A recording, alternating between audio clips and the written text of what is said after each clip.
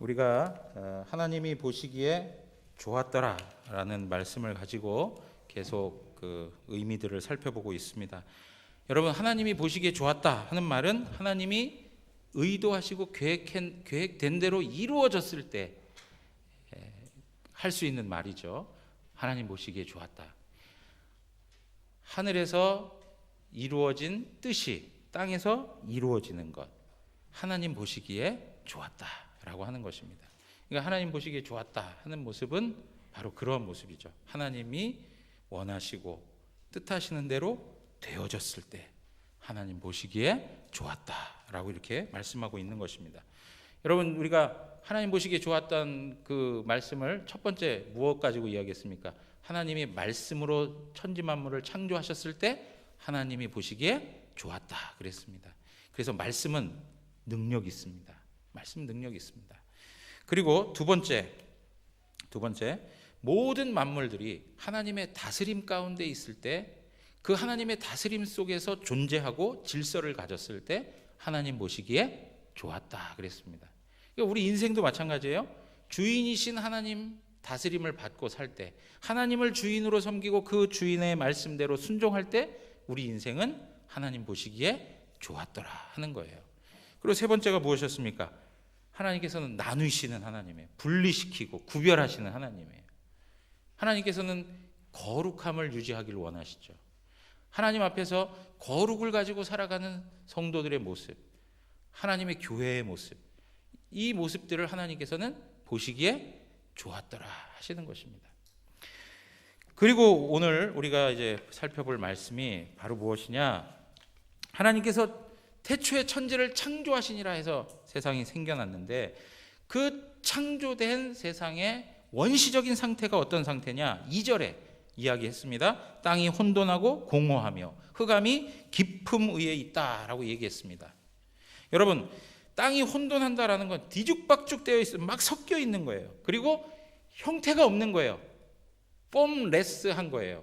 어떤 체계가 없어요. 구조가 없어요. 질서가 없는 상태를 말하는 거예요. 그리고 나서 공허하다라고 하는 건 뭐예요? 모든 게 다 비어 있는 현실이에요. empty, 다 비어 있어요. 뭐가 있어야 할 것이 있어야 되는데 없는 거예요. 그러한 상태에선 인간이 살 수가 없어요. 여러분, 계속 기억해야 될 게 무엇이냐면 하나님께서 천지 만물을 창조하신 이유는 우리 인간에게 허락해 주시기 위해서 그런 거예요. 인간으로 하여금 행복하게 살라고 허락해 주시기 위해서 하나님이 천지 만물을 창조해 주신 거예요. 그런데 하나님께서 창조하신 원시 상태의 지구는 인간이 살 수가 없죠. 그러니까 하나님께서 창조 행위를 통해서 그 모든 것들을 만들어 가시는데 첫째 날, 둘째 날, 셋째 날에는 무엇을 만드십니까? 어떠한 구조를 만드세요. 구조, 공간을 만드세요. 질서를 만드세요. 체계를 만드시고 형태를 만드세요. 그리고 나서 넷째 날, 다섯째 날, 여섯째 날은 뭘 만드세요? 그 안에 있어야 할 것들을 만드세요. 해와 달과 별을 만드시고 새들을 만드시고 바다의 물고기들을 만드시고 이 육지에 이런 그 채소들과 그 풀들과 나무들을 만드시고 그리고 짐승들도 만드시고 더 나아가서 사람까지 하나님께서 만드시죠. 그래서 사람으로 하여금 그 모든 조건에서 행복하게 살며 하나님을 섬기라고 허락해 주신 것들이에요. 그래서 여러분 보시면 하나님께서 셋째 날에도 보면 땅을 풀과 씨 맺는 채소와 열매 맺는 나무로 채워주세요. 그리고 해와 달과 별들도 채우시고 이 모든 것들을 다 채우세요. 사람까지 해서 다 채우시고 나서 항상 하시는 말씀이 무엇이었습니까? 하나님 보시기에 좋았더라 하는 거예요. 하나님 보시기에 좋았더라. 여러분 22절 가서 한번 보세요. 22절에 있는 말씀 가서 보시면 하나님이 그들에게 복을 주시며 이르시되 생육하고 번성하여 여러 바닷물에 충만하라. 새들도 땅에 번성하라. 그렇게 얘기합니다. 여러분 여기 생육하고 번성하는 것 그리고 충만한 것 이거 하나님 기뻐하시는 일이에요. 여러분 여기 물컵이 있는데 이 물컵에 물이 차고 넘칠 때 우리는 뭐라고 표현합니까? 네? 충만이라고 하는 단어를 쓰는 거예요. 충만. 여기에 가득 채워져 있는 것을 넘어서서 이 물이 완전히 채워져서 바깥으로 흘러내릴 때 우리는 충만 이렇게 표현해요. 충만. 그러니까 충만한 것을, 충만하게 되는 것을 하나님 기뻐하시는 거예요. 하나님께서는 모든 것들을 이렇게 채우신다. 그리고 나서 하나님이 사람을 만드시고 나서도 하나님께서 우리 사람에게 말씀하셨던 내용이 28절에 나와 있습니다. 28절. 하나님이 그들에게 복을 주시며 하나님이 그들에게 이르시되 생육하고 번성하여 땅에 충만하라. 땅을 정복하라. 바다의 물고기와 하늘의 새와 땅에 움직이는 모든 생물을 다스리라. 여기에서도 이야기하시는 게 뭡니까? 생육하고 번성하라는, 번성하고 충만하라는 거예요. 하나님이 그 모든 것들을 채우세요. 여러분, 하나님께서 이스라엘 백성들을 세우시기까지 누구를 불러서 그 일을 행하십니까? 처음에 누구를 부르세요? 아브라함을 부르시잖아요. 그죠? 아브라함과 이삭과 야곱과 그 야곱의 12아들, 이러면서 하나님께서 그 수를 어떻게 하세요? 채우세요.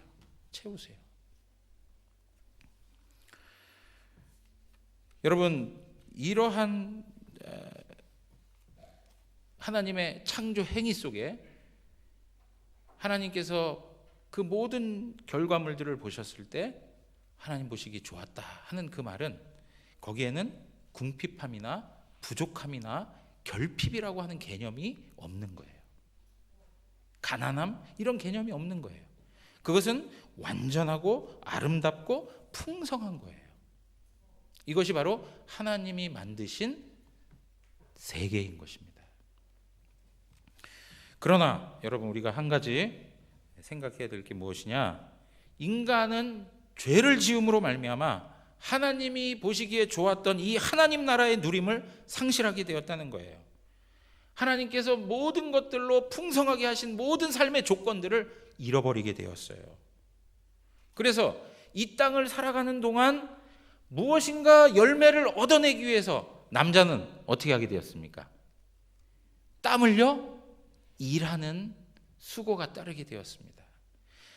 인간이 하나님께 반역을 하고 나니까 이 피조세계도 인간에게 반역을 해서 엉겅퀴와 가시덤불을 내요.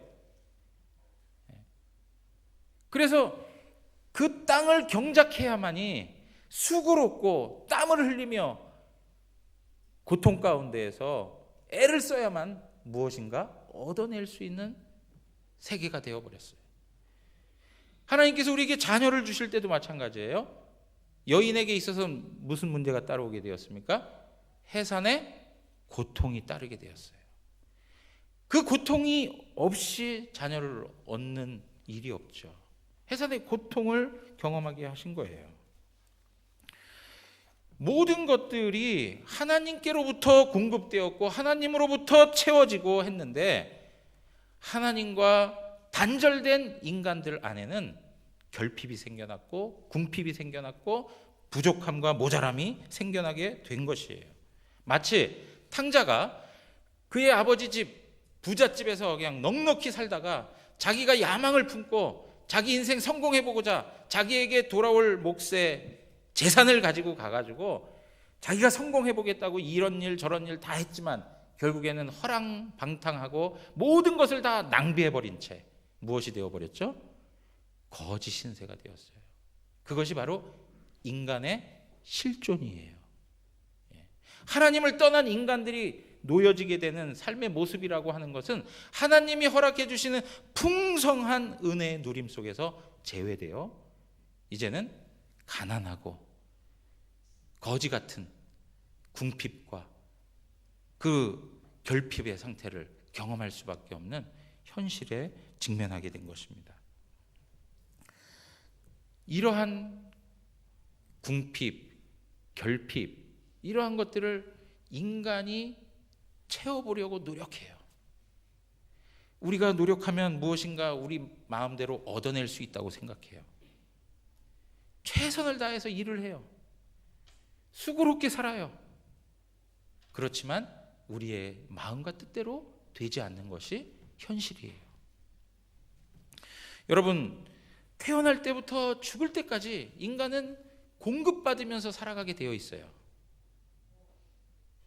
어릴 때 한번 생각해 보세요. 태어나는 것도 자신의 의지로 태어난 것 아니죠. 태어나서 자라기까지 부모의 손길이 닿아야 돼요. 부모의 공급이 있어야 한 사람으로서 세워질 수가 있어요. 그런데요, 한 사람으로 세워져서 이제 성장하고 성숙했다고 해서 이제는 내 마음과 뜻대로 내 인생이 될 거라고 생각하고 열심히 노력하며 사는데 내 마음과 뜻대로 되지 않아요. 그리고 심지어는 죽을 때조차도 나 자신을 내가 이 세상에서 해결하고 갈 수가 없어요. 남의 손을 빌어서 장사 치러줘야 되는 것이죠. 다 공급되어져야 사는 인생이에요. 그런데 계속 말씀드리지만 내가 노력해서 뭔가를 얻어낼 수 있다고 하는 착각에 빠져 있단 말이에요. 자, 시편 127편 1절에서 2절 말씀, 너무 유명한 말씀인데 한번 읽어보겠습니다. 여호와께서 집을 세우지 아니하시면 세우는 자의 수고가 헛되며 여호와께서 성을 지키지 아니하시면 파수꾼의 깨어 있음이 헛되도다. 너희가 일찍이 일어나고 늦게 누우며 수고의 떡을 먹음이 헛되도다. 거기까지 읽겠습니다. 여러분, 여호와께서 집을 세우지 아니하면 세우는 자가 아무리 노력해도 헛된 일이에요. 여호와께서 성을 지켜주지 않으면 아무리 경비병이 적군이 오나 눈을 부릅뜨고 지킨들 하나님이 지켜주시지 아니하면 그 성을 지켜낼 수가 없어요. 네. 여러분, 우리나라 대한민국 국군들이 그냥 눈을 부라리면서 그냥 적이 오나 하고 막 살피고 해가지고 지금 전쟁이 안 일어나는 겁니까? 제가 말씀드렸잖아요. 우리를 둘러싸고 있는 어느 나라라도 그냥 한번 전쟁 개시하게 되면 그냥 우리는 우리의 의지와 상관없이 전쟁판이 돼버리는 거예요. 여러분, 일찍이 일어나서 늦게 누워요. 아침 일찍 일어나서 부지런히 살려고, 그래서 누구보다도 더 땀 흘리면서 열심히 삶의 터전에서 애쓰며 살아요. 밤 늦게까지 수고해요. 그리고 나서 그 수고한 대가에 떡을 먹고 살아요. 근데 결론이 뭐예요? 헛되다 이거예요. 헛되다. 하나님이 도와주시지 아니하면, 하나님이 우리에게 의미 있게 하지 아니하시면 우리 인생은 헛될 수밖에 없다. 사랑하는 성도 여러분, 하나님만이 우리의 삶을 채우시는 분이세요. 우리가요 정말 감사한 게 뭔지 아세요? 부자나 가난한 자나 배운 자나 못 배운 자나 공기 누구나 다 마실 수 있도록 하나님이 허락해 주신 게 얼마나 큰 은혜인지 몰라요. 그죠? 하나하나 생각해 보세요. 우리가 살아가기 위해서 내 힘으로 사는 게 없어요. 하나님이 그런 모든 것들을 다 주시니까 사는 거예요. 우리가 입는 의복, 우리가 먹는 밥과 반찬, 그 모든 것들 보세요. 하나님께서요 기근을 허락해 주신다든가 아니면 바다를 오염되게 하신다든가 그러면 먹을 수 있습니까? 우리가? 먹을 수 없어요. 우리는 마치 우리가 노력해서 다 얻어먹는 것처럼, 우리의 수고의 산물들인 것처럼 그렇게 착각하고 살아가요. 그러나 그게 당연한 게 아니에요. 당연한 게 아니에요. 하나님께서 주시는 은혜예요. 하나님 주시는 은혜예요. 사랑하는 성도 여러분, 이러한 방식 안에서 우리의 삶은 늘 하나님의 채워주심을 믿고 의지하면서 그분 앞에 나가야 되는데, 하나님 채워주심에 대해서 항상 의심을 하고 살아갈 때가 많아요. 자, 이 창세기를 듣는 첫 번째 회중들이 누구입니까? 이집트에서 구원함을 받아 가나안 땅으로 향하고 있는 이스라엘 백성들인 거예요. 광야 한복판에서 하나님의 말씀이 들려지는 것을 듣는 그 백성들, 그들에게 하나님께서는 창조주가 되신다는 것, 하나님께서는 그들의 삶을 채우시는 분이라는 걸 들려주고 있는 거예요. 그런데 그들이 광야를 지나면서 끊임없이 하나님과의 다툼이 벌어지고 있어요. 자, 출애굽기 16장으로 가서 한번 보세요. 16장 2절에서 3절 가서 보시면, 이스라엘 자손 온 회중이 그 광야에서 모세와 아론을 원망하여 이스라엘 자손이 그들에게 이르되 우리가 애굽 땅에서 고기 가마 곁에 앉아 있었던 때와 떡을 배불리 먹던 때에 여호와의 손에 죽었더라면 좋았을 것을 너희가 이 광야로 우리를 인도해내어 이 온 회중이 줄여 죽게 하는도다. 무슨 얘기입니까? 야, 모세와 아론 잘 들어. 우리를 왜 애굽 땅에서 데리고 나와가지고 이 광야에서 죽게 만들어? 우리가 애굽에 있었으면 거기에서 고기도 먹을 수 있고 떡도 먹고 그럴 수 있는데 지금 이 현실이 도대체 뭐야? 우리 지금 배고파 죽겠어. 우리 이 광야에서 죽게 만들려고 작정했어? 이런 얘기를 하고 있는 거예요 지금. 그러니까 하나님이 어떻게 하시느냐? 12절에 이렇게 얘기해요. 내가 이스라엘 자손의 원망함을 들었노라. 그들에게 말하여 이르기를 너희가 해질 때에는 고기를 먹고 아침에는 떡으로 배부르리니 내가 여호와 너희의 하나님인 줄 알리라 하라 하시니라.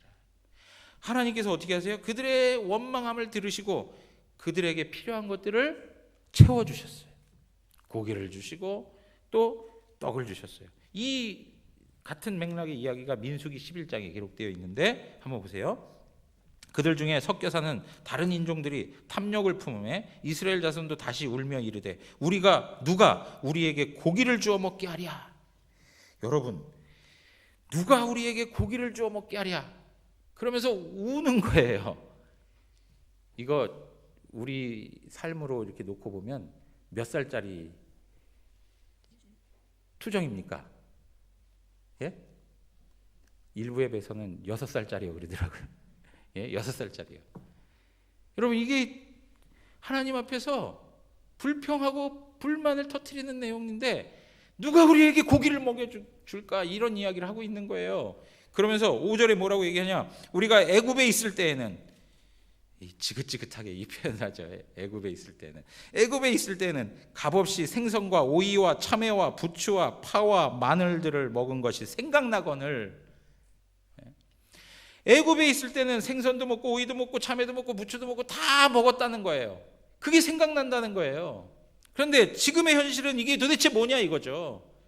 여러분, 이 이스라엘 백성들이 얼마나 어리석으냐면요, 지금 우리가 애굽에 있을 때는 이라고 하는 이 표현은 무슨 얘기냐면 하나님께서 그 백성들을 구원하신 하나님의 구원의 역사를 멸시하는 이야기예요.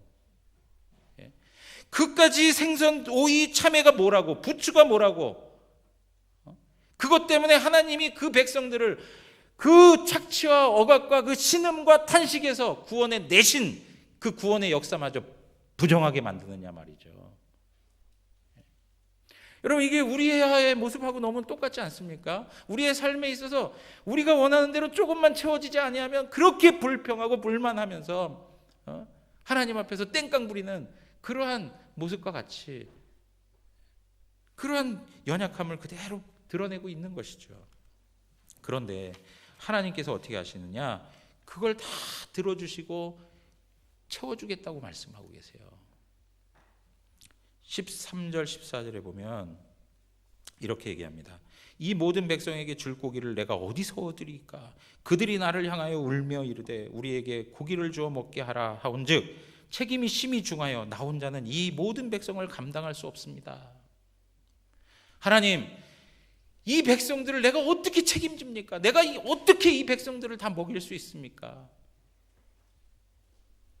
하나님이 생각에 누가 너한테 먹이라고 그랬냐? 그러셨을 것 같아요. 그죠?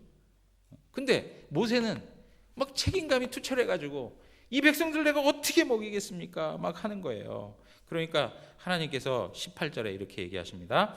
또 백성에게 이르기를 너희의 몸을 거룩히 하여 내일 고기 먹기를 기다리라. 너희가 울며 이르기를 누가 우리에게 고기를 주어 먹게 하랴. 애굽에 있을 때가 우리에게 좋았다 하는 말이 여호와께 들렸으므로 여호와께서 너희에게 고기를 주어 먹게 하실 것이라. 예. 그랬더니요, 모세가 또 이야기해요. 하나님, 이 백성의 수가 얼마나 많은데 이 백성을 다 먹이시고 이 백성을 다 만족시키려면 얼마나 많은 짐승이 필요하겠습니까? 이게 가능한 일입니까? 이러고 또 얘기해요. 그랬더니 하나님이 말씀하시는 거예요. 23절 다 같이 한번 읽겠습니다. 여호와께서 모세에게 이르시되 여호와의 손이 짧으냐? 내가 이제 내 말이 내게 응하는 여부를 보리라. 여호와께서 모세에게 이르시되 여호와의 손이 짧으냐? 이게 무슨 의미입니까? 내가 능력이 없냐? 이 얘기 아니에요? 너희가 아는 것처럼 천지 만물을 창조하고 모든 것을 다 채우신 그 하나님, 나 여호와는 전능한 하나님이다라고 말씀하시는 그 하나님께서 지금 모세에게 이야기를 하는 거죠. 내 손이 짧으냐? 내가 너희를 구원해낼 수 없겠느냐? 내가 너희를 채울 수 없겠느냐? 그 말씀을 하고 있는 거죠. 사랑하는 성도 여러분, 여호와 하나님은 전능하십니다. 우리들을 채우시기에 부족함이 없으십니다. 부족함이 없으세요. 하나님 능력 있으신 분이세요. 신명기 8장 7절에서 10절에 가서 보면 이렇게 얘기해요. 내 하나님 여호와께서 너를 아름다운 땅에 이르게 하시나니 그곳은 골짜기든지 산지든지 시내와 분천과 샘이 흐르고 밀과 보리의 소산지요 포도와 무화과와 석류와 감람나무와 꿀의 소산지라. 내가 먹을 것에 어떻다고요? 모자람이 없고 내게 아무 부족함이 없는 땅이며. 모자람도 없고 부족함이 없는 땅이라는 거예요. 하나님께서 광야를 넘어서서 이 인도하실 가나안 땅, 젖과 꿀이 흐르는 땅은 모자람도 없고 부족함도 없고 가난함도 없고 궁핍함도 없는 그러한 땅이다라고 말씀하고 계세요. 10절, 네가 먹어서 배부르고 내 하나님 여호와께서 옥토를 내게 주셨으므로 말미암아 그를 찬송하리라. 하나님이 그들을 먹이십니다. 그래서 그들이 배부릅니다. 그리고 그들에게 옥토를 주셔서 그 옥토에서 수없이 많은 것들을 생산해내어 그들의 삶을 채우십니다. 그리고 하나님은 그 백성을 통해서 찬송을 받으십니다. 하나님께서 이 일을 이스라엘 백성들 가운데 행하시고 어떻게 하셨습니까? 그 일을 이루셨습니다. 이루셨어요. 그래서요, 신명기 8장 4절에 이렇게 이야기해요. 우리 다 같이 한번 읽겠습니다. 이 40년 동안에 내 의복이 헤어지지 아니하였고 내 발이 부르트지 아니하였느니라. 40년 동안, 이게 어느 시절입니까? 어느 과정 속에 있었습니까? 광야의 삶을 살던 시기죠. 광야에서 살았던 시기를 말하고 있는 거예요. 아무것도 없는 삶의 조건 속에서도 하나님께서 그들의 삶을 보호하시고 돌보셨다는 거예요. 사랑하는 성도 여러분, 하나님께서 그 백성들에게 행하신 그 일들이 오늘날 우리들에게도 동일하게 일어나고 있습니다. 하나님께서는 새 하늘과 새 땅을 가나안 땅으로 안내하시면서 우리에게 그곳으로 인도해 주시고 있습니다. 새 하늘과 새 땅, 완전히 임하게 되는 하나님의 나라에는 부족함과 모자람이 없습니다. 거기에는 가장 아름답고 풍성하고 모든 것이 완전하고 완벽한, 세상의 고통과 아픔과 눈물과 마음의 상처와 어려움들이 없는, 부족함 없이 하나님의 것으로 가득 채워지는 그 나라를 우리에게 허락해 주실 것입니다. 그리고 이 땅에서도 하나님께서 채워 주시는 것이죠. 그래서 빌립보서 4장 19절에 이런 얘기를 해요. 나의 하나님이 그리스도 예수 안에서 영광 가운데 그 풍성한 대로 너희 모든 쓸 것을 채우시리라. 빌립보 교회가 어려운 중에도 복음 사역을 위해서, 선교를 위해서 물질을 모아가지고 사도 바울을 섬겼어요. 그럴 때마다 사도 바울이 이야기했던 게 뭐냐? 그 풍성한 대로 너희 모든 쓸 것을 채우시리라. 누가요? 하나님이 채우시겠다는 거예요. 하나님이 채우시겠다. 베드로전서 5장 7절에 있는 말씀 다 같이 읽겠습니다. 시작. 너희 염려를 다 주께 맡기라. 이는 그가 너희를 돌보심이라. 우리는 이 땅을 살아가면서 염려할 수밖에 없습니다. 걱정할 수밖에 없어요. 스트레스 받아요. 그러나 우리 주님께서 말씀하십니다. 너희의 삶을 내가 돌본다. 나 여호와 전능하신 하나님이 너희의 삶을 돌본다. 그 하나님께서 지금 말씀하시는 거예요. 여러분, 제가 개인적인 말씀을 드려서 죄송합니다만, 제가 이제 유학하는 시기에 하나님께서 우리 가정을 어떻게 훈련시켰는가 보면 물질을 가지고 훈련을 참 많이 시켰어요. 가가지고 집 하나 월세로 들어가고 중고 차 하나 구입하고 학교에 등록금 내고 나니까 돈이 없는 거예요. 이제 그렇게 해서 이제 미국 생활을 시작했는데, 그러면서 이제 선배 목사님들이나 이렇게 주변의 지인들을 만나서 어떻게 미국 생활을 해야 될까 이렇게 조언을 구하면 많은 분들이, 뭐 다 그런 거 아니고 많은 분들이, 목사님도 공부하는데 공부 외에 또 나가서 잡을 하나 얻어가지고 일을 해야 된다는 거고, 사모님은 반드시 나가서 일을 해야 된다. 그래야 생활이 된다. 이렇게 얘기를 하더라고요. 그런데 이제 저하고 제 아내의 마음에는 그렇게 하지 않으려고 하는 그런 마음을 갖게 됐어요. 그리고 그렇게 안내하시는 목사님한테 이제 그런 의사를 표했더니, 그러면 일하는 만큼 기도해라. 그래가지고 정말 제 아내가 골방에 들어가가지고 하루에 3시간씩 그냥 가서 기도를 이렇게 하곤 했어요. 물론 3시간씩 뭐 계속 그냥 맨정신에 막 계속 기도하고 그랬겠습니까? 어떨 때는 졸다가 중언부언하기도 했고, 뭐 여러 가지 그런 모습들을 가지고 구했을 텐데, 근데 우리가 그렇게 결정한 데는 이제 몇 가지 이유가 있는데, 처음에 우리의 마음의 문제였어요. 우리가 과연 하나님을 의지하는가, 아니면 그냥 일반적인 삶의 방식에서 그냥 얻어내는 것으로 그냥 살아갈 그런 생각들을 하는가. 그런데 일반적인 삶으로 살아가자니 거기에는 유학생으로 가면 다른 일을 하게 되면 그건 다 불법이 되는 거예요. 그건 다 불법이에요. 단지 제가 일할 수 있는 조건은 학교가 합법적으로 허락해 준 범위에서만 제가 일할 수 있는 게 있어요. 그 외에는 다 불법인 거예요. 그리고 이제 많은 목사님들이 뭐 유학이 됐든 아니면 이민을 해서 그곳에 도착을 했던 간에 2가지 문제가 가장 큰 문제예요. 하나는 신분 문제, 비자 문제, 하나는 경제적인 문제예요. 그러니까 이런 문제가 있다 보니까 사실은 많은 한인들 안에는 불법 체류자들이 상당히 많습니다. 그런데 그러한 형편 속에서 이제 이민교회를 잠깐 살펴보니까 목사님들의 영적 권위가 거의 그 땅바닥에 떨어져 있을 정도로 심각한 상태예요. 그게 왜 그런가 하고 봤더니, 어려우니까 그 돈벌이가 되는 그런 일들을 갖게 되는데 합법적으로는 할 수가 없고 그냥 한인들 안에서만 일을 하게 되는 거예요. 그러니까 그 오너는 전부 누구예요? 교회의 집사님 혹은 뭐 어떤 성도님, 뭐 장로님 막 이렇게 되는데, 또 목사들이 일을 또 잘하면 몰라요. 일도 잘 못해요. 그러니까 그 관계도 불편해지고 이런 여러 가지 악순환이 계속되면서 목회자들에 대한 어떤 영적 신뢰도가 떨어져 가기 시작하는 것들을 봤어요. 그래서 이러한 흐름에 나 하나라도 보태지 말자 하고 하나님 앞에 기도하기 시작한 거예요. 하나님께서 은혜 주시기를 간구하고 기도하고.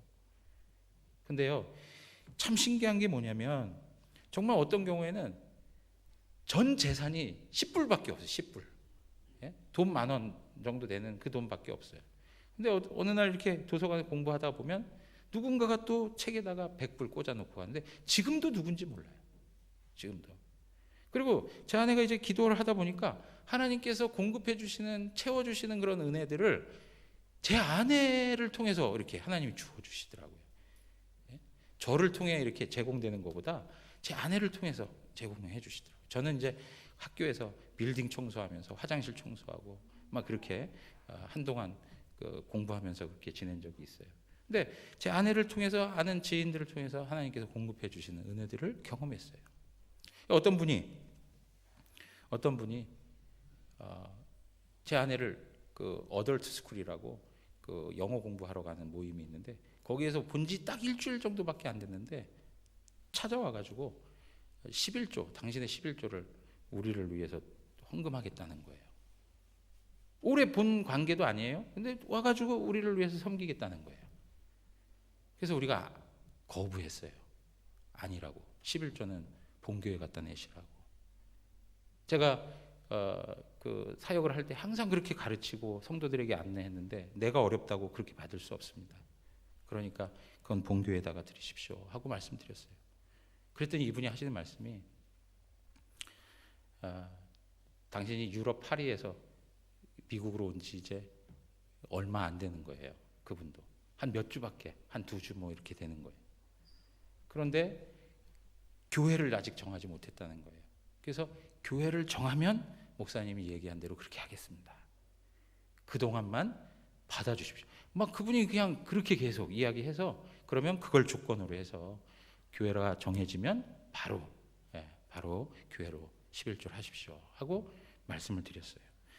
그랬더니 정말 일정 기간을 그분이 섬겨주시다가 교회를 정했다고 하시면서 그 다음부터는 저에게 공급을 해주시지 않으셨는데, 여러분 그런 거 순간순간 참으로 어려웠을 때 정말 궁핍한 형편이 되어서 제가 오죽하면 하나님 앞에 그런 기도했어요. 그 시편의 기도 아시죠?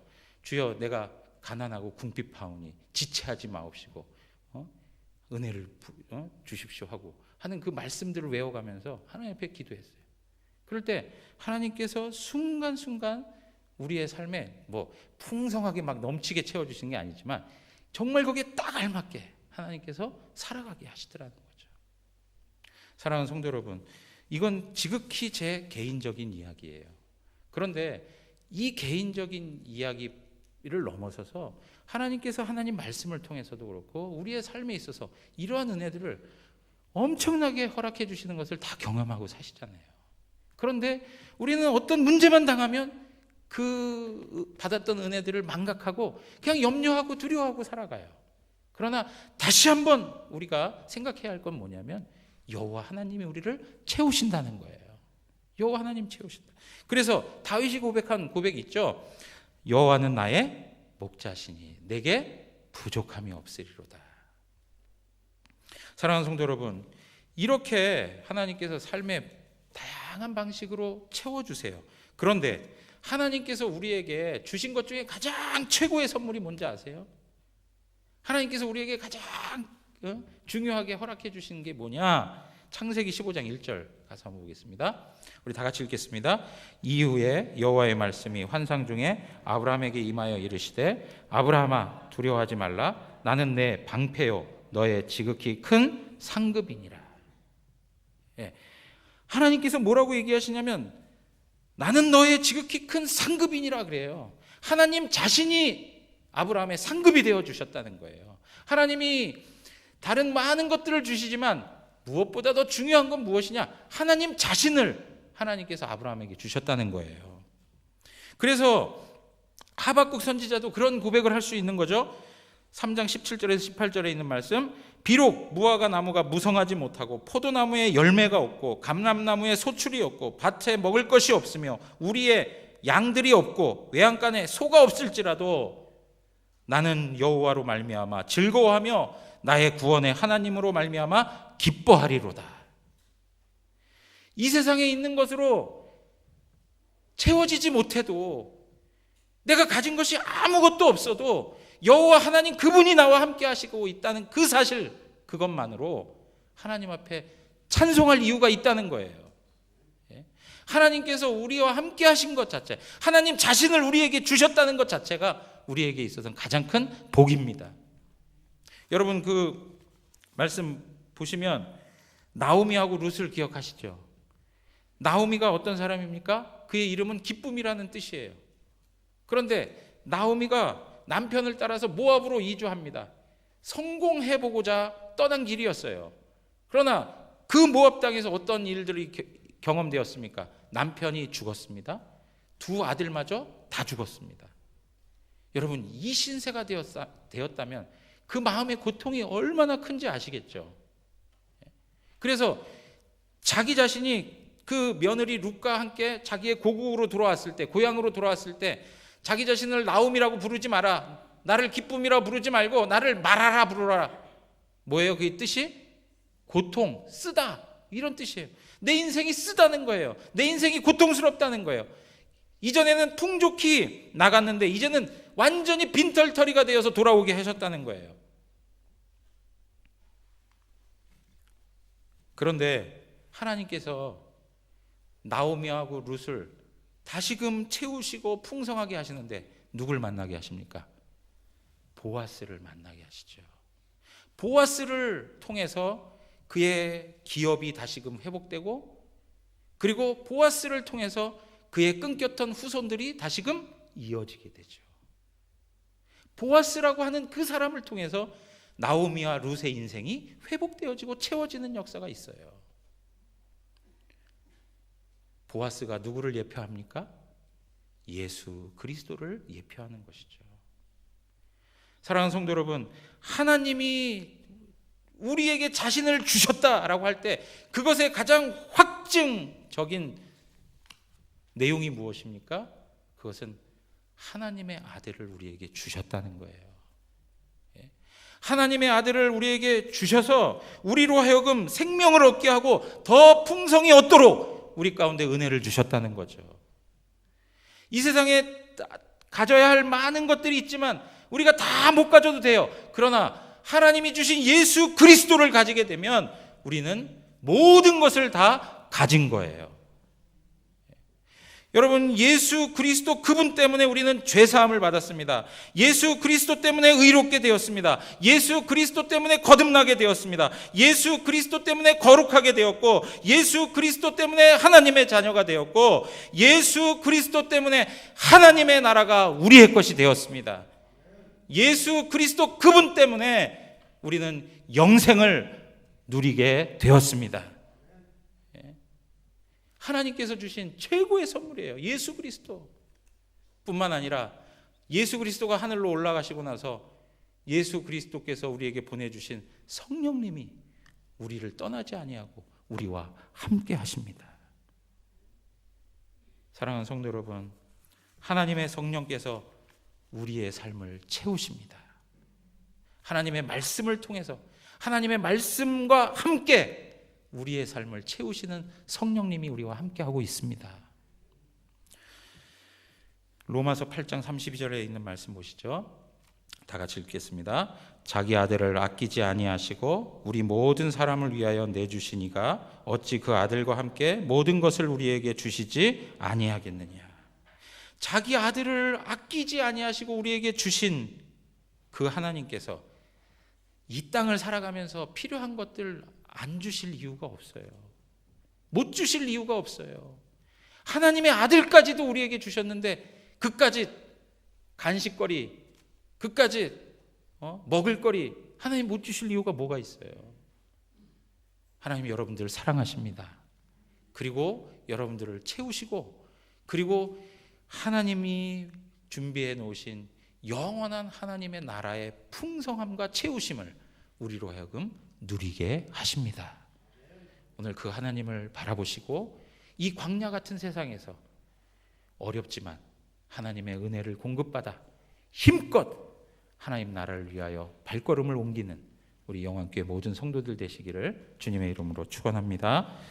우리 다 같이 일어나겠습니다.